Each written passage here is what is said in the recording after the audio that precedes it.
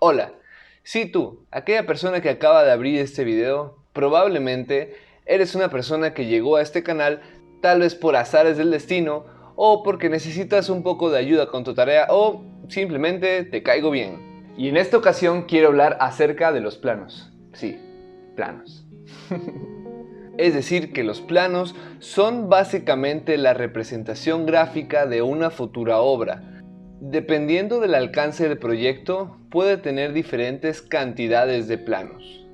Y un ejemplo perfecto de esto son los huevos Kinder que te dieron alguna vez en la vida. Pues bueno, esos huevos Kinder traen instructivos. Esos instructivos son los planos. Solo que en esta ocasión, pues no es un niño quien va a construir, vaya. Sí, no es un niño quien va a construir una casa. Bueno, más o menos. Esa... Pero tenemos que seguir los planos para poder construir dicha obra, ya sea una casa, un edificio, un hotel, una plaza, etc. Pero bueno, si por alguna razón no has visto el primer video que hice explicando de dónde empezar, pues te recomiendo que lo vayas a ver y luego regreses acá, porque el día de hoy vamos a ver un poco de la historia del dibujo, porque tener una buena idea no basta, no, necesitas transmitir esa idea a quienes vayan a construir la obra o el proyecto, ya que una idea puede ser muy buena, pero si no se entiende, simplemente vamos a tener joyitas de la arquitectura, pero no joyitas buenas, sino...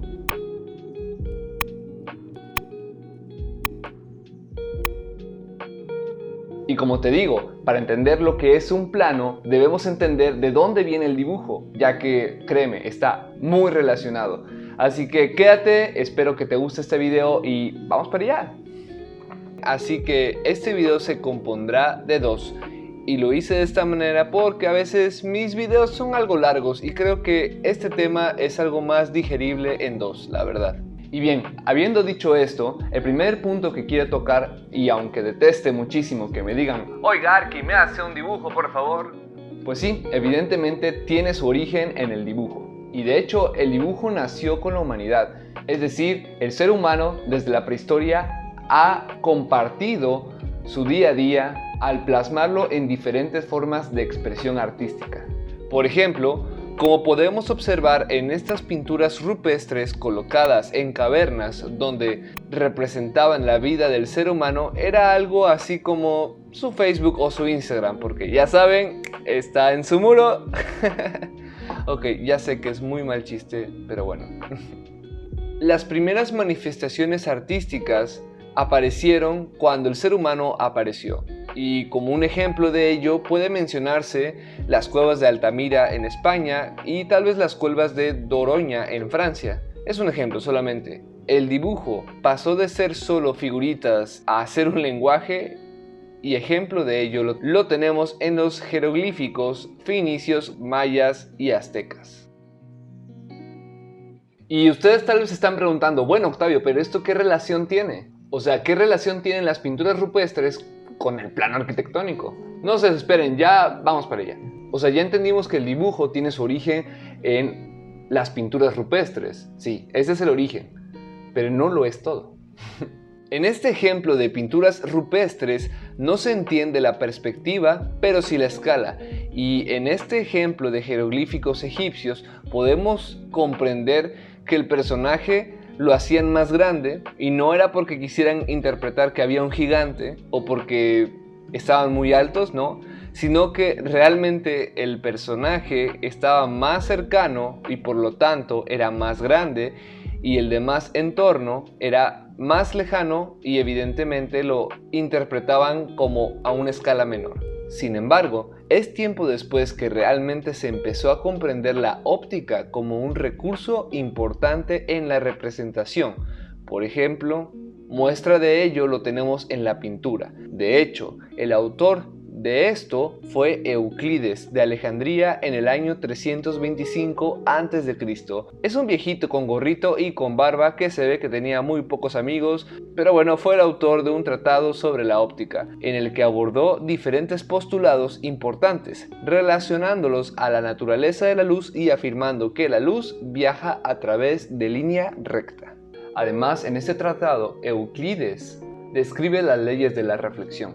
y las estudia desde un punto de vista más matemático. Y de hecho, la descripción de él en cuanto a la óptica básicamente es la visión que es causada por rayos que emanan de los ojos. Es decir, que afirmaba que el elemento emitido radialmente por el ojo es de naturaleza corpórea, continua y que sirve para establecer el contacto con el objeto y que esa sustancia consta de rayos separados que tocan el objeto solo en ciertos puntos.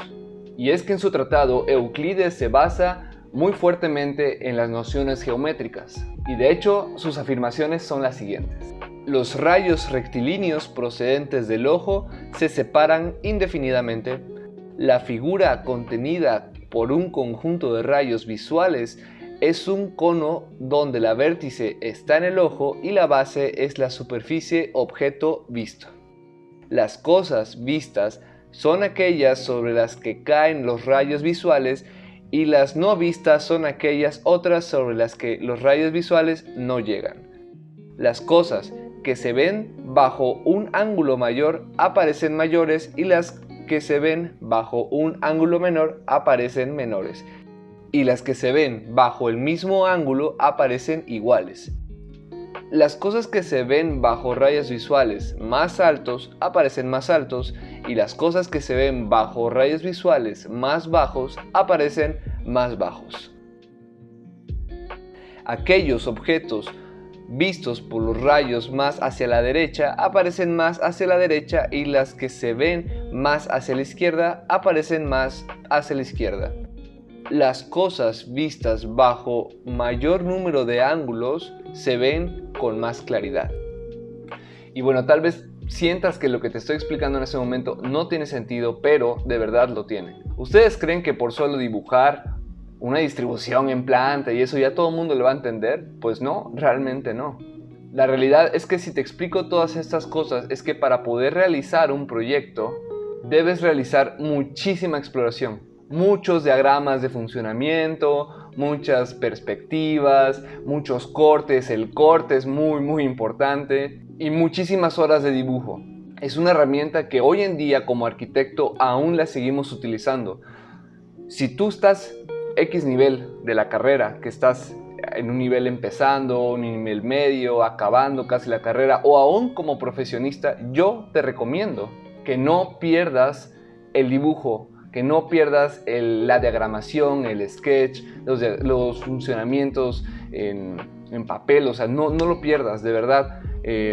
Y aún si tú eres una persona que no sabe nada de arquitectura, que no importa, o sea, no importa, de verdad, pero tienes una buena idea, yo te recomiendo que dibujes y lo plasmes.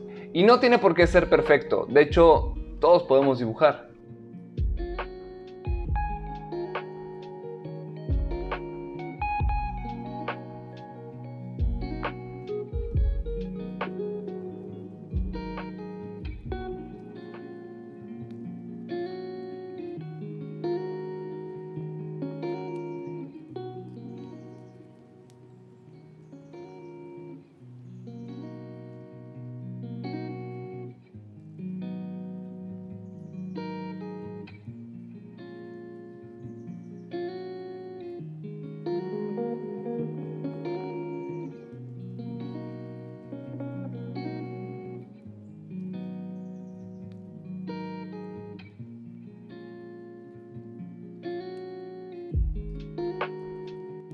Créanme, mis dibujos no son los mejores, pero intento siempre proyectar para que a mí me ha pasado, por ejemplo, que estoy en obra y no puedo venir hasta la oficina. O sea, literalmente tengo que resolver en obra, hacer mis cuentas allá, sin computadora, a mano. ¿Por qué? Porque ¿cómo voy a llevar una computadora? Se va a llenar de polvo y las computadoras no son baratas, ¿verdad? O sea, son caras las computadoras. Entonces, no voy a llevar una computadora a la obra porque se me puede caer, le puede pasar cosas y pues es mi herramienta de trabajo. Entonces, ¿qué me queda hacer? Ser un poco más analógico, exacto.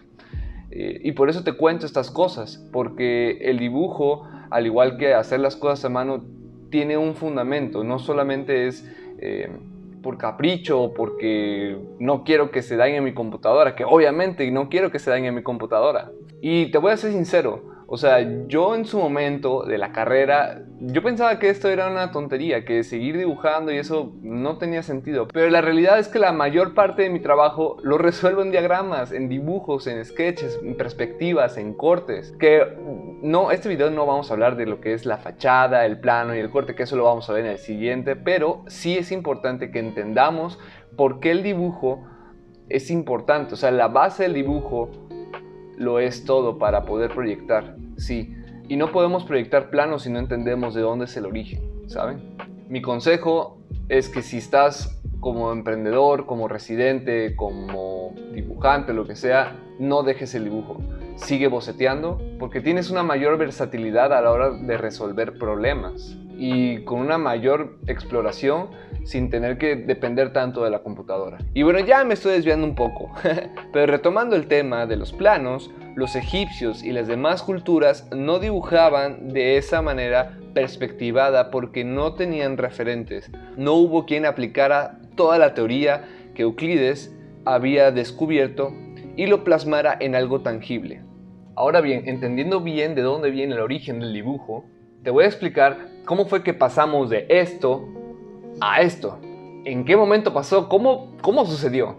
Pues sí, evidentemente Euclides nos mostró sus postulados de la perspectiva, pero realmente fue en la época del medievo donde se intentaba aplicar un poco mejor este conocimiento, pero no del todo bien. Podemos observar que la perspectiva no era la mejor y en algunas ocasiones teníamos pinturas un poco deformadas. Pero bueno, ¿qué le vamos a hacer? Y en esa misma época también llegó un ser humano con gorrito más chistoso que el primero, llamado Filippo di Ser Brunellesco Lapi, o Filippo Brunelleschi para la banda. En la época del Renacimiento, fue el arquitecto e ingeniero más importante del siglo XV en Italia, Florencia. Era también un pintor y escultor que tenía la idea fija de copiar los detalles arquitectónicos de las ruinas clásicas que inspiraron mucho su trabajo y de hecho, gracias a ello, es considerado el padre de la historia moderna de los planos. Porque gracias a su obsesión, los arquitectos del periodo del Renacimiento trajeron el dibujo arquitectónico tal como lo conocemos hoy en día, reproduciendo de forma precisa el plano, el corte y la fachada. Que como ya dije, no se preocupen, lo voy a explicar en el próximo video, pero tienen que entender la base, por eso es muy importante. Y también los detalles de una estructura a través de las herramientas de escala y perspectiva de esa época. Realmente era un trabajo altamente intensivo y especializado, y muy a menudo realizado por dibujantes dedicados. Y sí, o sea, la verdad es que hoy en día tenemos programas como SketchUp, AutoCAD, Revit, ArchiCAD, sí, los tenemos. Y esos programas hacen ese trabajo para enfocarnos realmente en lo que nos importa, que es el funcionamiento del proyecto. Pero bueno, este no es un video hablando de programas de arquitectura. No, este es un video hablando de la historia de los planos, más bien el origen. Y mucho de este conocimiento lo aprendí de mi buen amigo Jonathan. Y seré muy sincero, sé hacer sketches, pero este brother es un crack, sabe de teoría y más. Además de que no le sale las líneas chuecas como a mí. Así que si quieren preguntarle o ver su curso, vayan a su Instagram, dígale, oye, ¿sabes qué? Es que quiero tomar tu curso de sketch, por favor, Octavio me dijo. Y bueno, espero que hayan entendido.